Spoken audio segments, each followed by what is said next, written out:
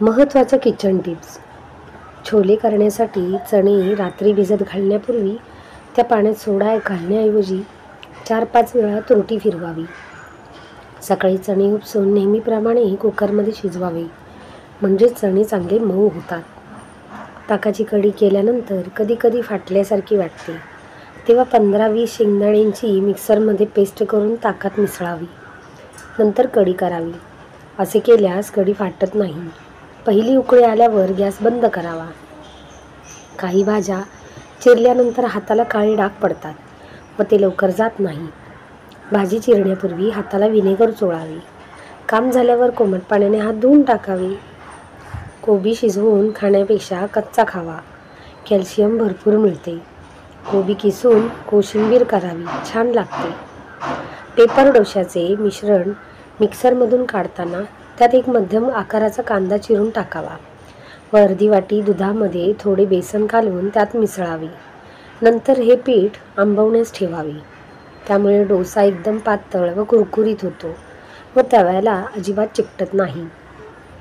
इडल्या उरल्यावर कुस्करून आपण त्याचा नेहमी रव्याचा उपमा बनवतो, त्याप्रमाणे उपमा बनवावा, चांगला होतो.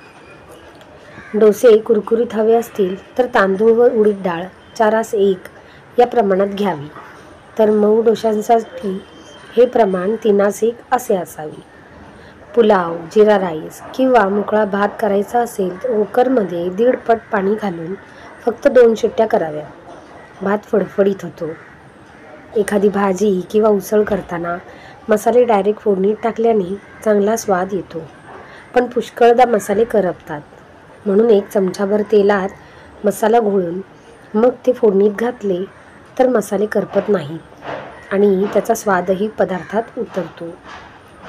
कोबीची भाजी उरली असल्यास तिला बेसन घालून परतून घ्या आणि गव्हाची कणिक मळून हे सारण स्टफ करा. गरमागरम स्टफ पराठे बनवून चटणी आणि सॉस बरोबर खा.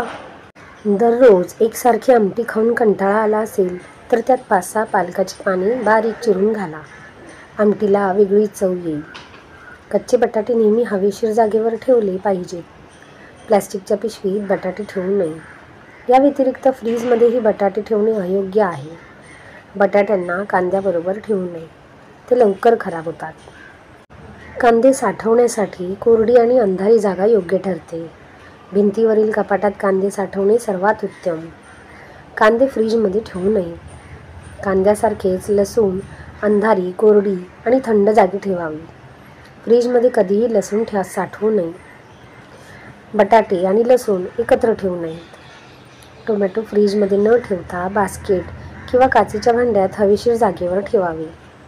फ्रीजमध्ये ठेवल्याने टोमॅटोचा स्वाद बिघडतो.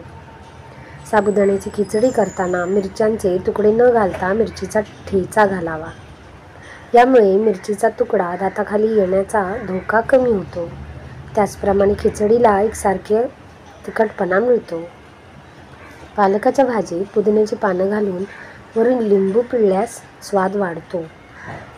गरम तव्यावर थालीपीठ थापता येत नाहीत, म्हणून एखाद्या जाड कागदावर किंवा प्लॅस्टिकवर थापून मग ते थालीपीठ तव्यावर टाकावे. सुगंध यावा यासाठी दही विरंजताना त्यात कढीपत्त्याची 2-3 पाने टाकावी. बुंदीचे लाडू उरल्यास दूध घालून त्याची खीर करावी. ही खीर छान चवीला लागते. स्वयंपाकघरात एखाद्या वस्तूने पीठ घेतल्यास त्यावर मीठ आणि खाण्याचा सोडा टाकावा. त्यामुळे आग पटकन विझते. कोणतेही पीठ चाळताना चाळणी थोडीशी वाटी ठेवावी. पीठ लवकर चाळले जाते. आले स्वच्छ करून फ्रीजमध्ये ठेवल्यास अधिक काळ टिकते. तसेच सहज चिरता व किसता येते. अंडे उकडण्यापूर्वी पिनेने त्याच्यावर कवचावर अगदी लहानसे छिद्र करा. उकडल्यानंतर अंड्याचे कवच सहज काढता येईल. ऑमलेट बनवताना मिश्रणात थोडे दूध घालून फेटा, म्हणजे ऑमलेट सॉफ्ट आणि स्वादिष्ट बनते. आमरस किंवा आंब्याचे कोणतेही पदार्थ धातूच्या भांड्यात साठवून ठेवू नका. त्याचा रंग बदलण्याची शक्यता असते. तर मित्रांनो, कशा वाटल्या माझ्या टिप्स? आवडल्या असतील ना? आवडल्या तर माझ्या चॅनलला नक्की सबस्क्राईब करा. धन्यवाद.